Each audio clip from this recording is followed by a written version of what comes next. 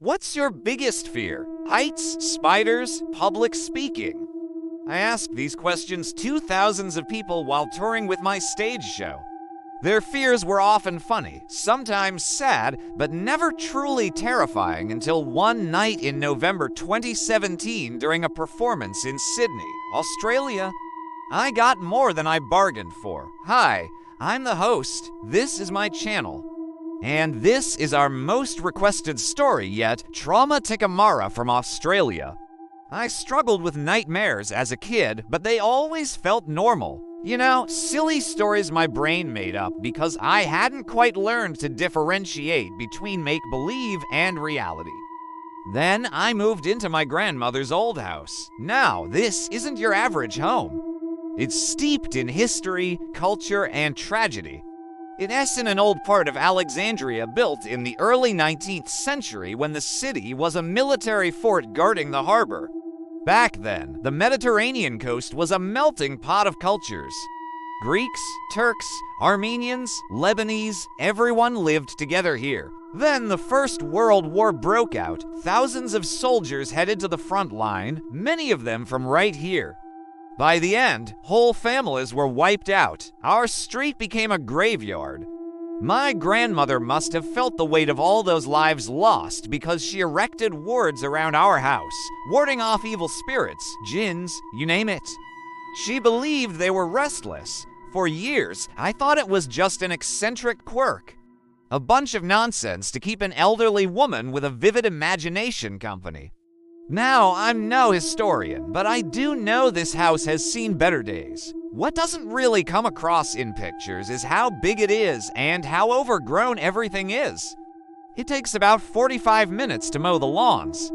It sounds dramatic, but I swear there are parts of the gardens we haven't even touched in months. The paint peels everywhere. Most of the plumbing is shot. We haven't been able to get rid of the smell in the bathroom.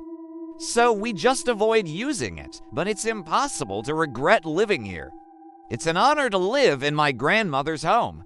My parents and I always planned to restore it. But after she died unexpectedly, I moved in alone. There were a lot of changes once I arrived. First, I had to get rid of my cat.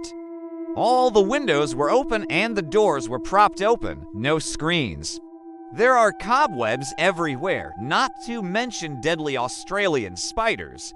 Next, I tore down the wards. How do you fight something you don't believe in? And finally, I began unpacking boxes from the attic, which is when I discovered the journal.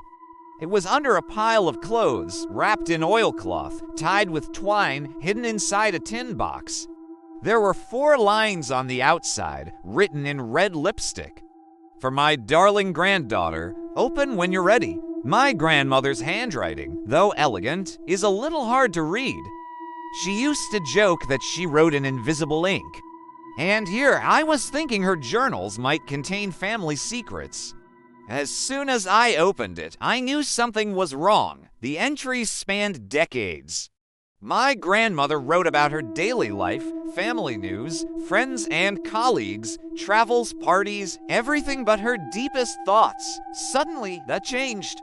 One entry dated May 1963 reads, "Today I bought an antique mirror, a floor-to-ceiling thing, gilded frame, heavy, probably 100 years old. I'll hang it in the parlor. I think it will look nice. Below that, I see my husband in the mirror. Or maybe it's just exhaustion. I hear his footsteps. Did I lock the back door?" And another, "The mirror is alive. I heard screams last night. The glass rattled." I didn't dare investigate. My grandmother wasn't religious, but she prayed every day after that. Maybe it was shock, guilt over her husband's death. Who knows? And then nothing for a year. My grandmother's final entries are almost illegible. The mirror is a gate, a wound in reality. Traumatika feed on memory, on pain. It mimics, learns, replaces.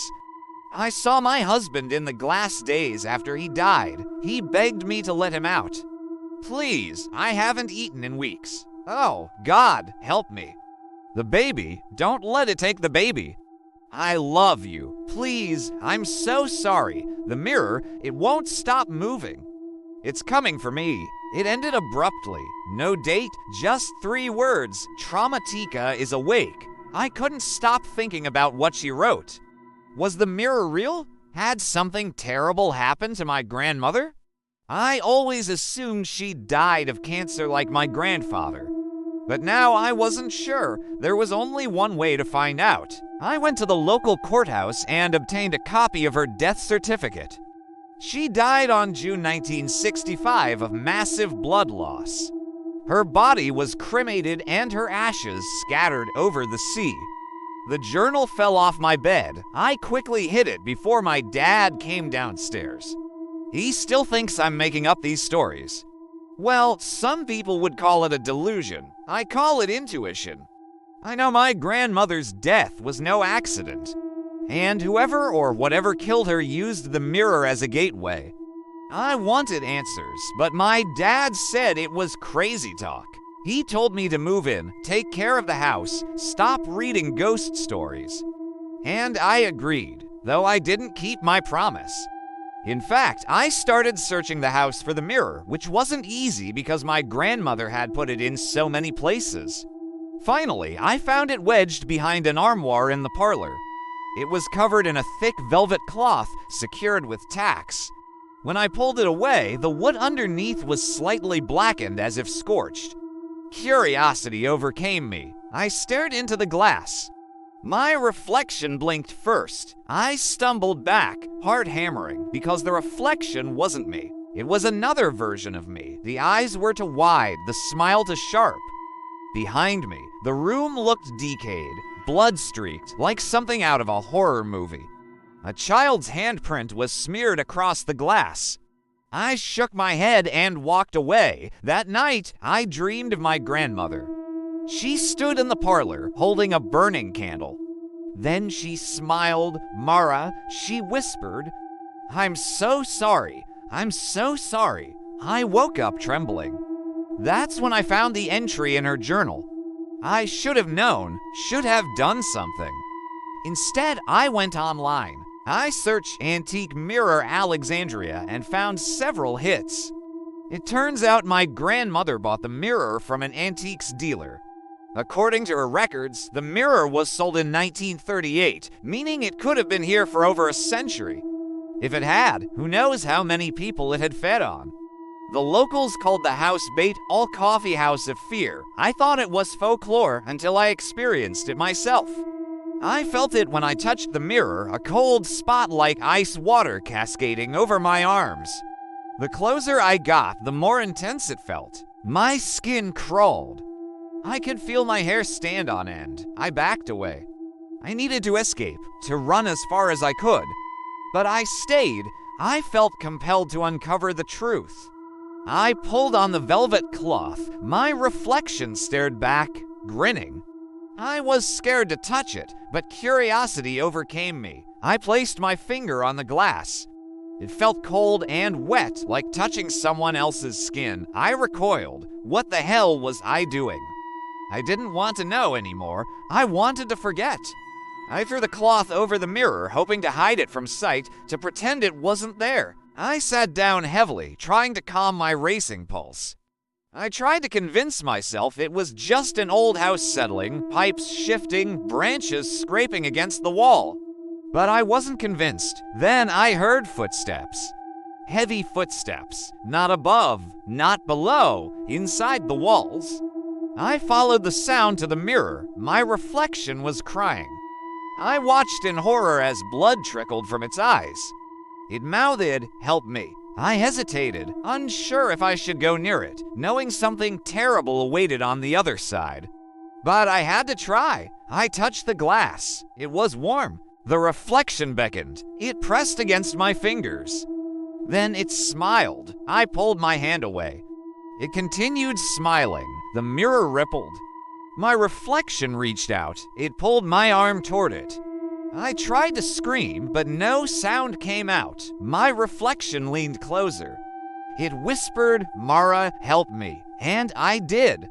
I stepped forward, letting the glass swallow me whole. Darkness enveloped me. I tumbled end over end. My ears popped. The air grew thin. Screams echoed. Were they mine? Had someone else been here before me? When I hit the floor, I blacked out. When I came to, I realized something was wrong. The walls were slick. A pungent odor filled the air. It smelled like blood and decay. My hands were sticky. I looked down and gasped. They were covered in blood. My reflection, not me, was gone. I looked around. I was in the hallway. It stretched on forever, lined with hundreds of closed doors. I walked down it. Cobwebs brushed against my face. I sneezed and winced. Dust caked my throat. Then I turned around.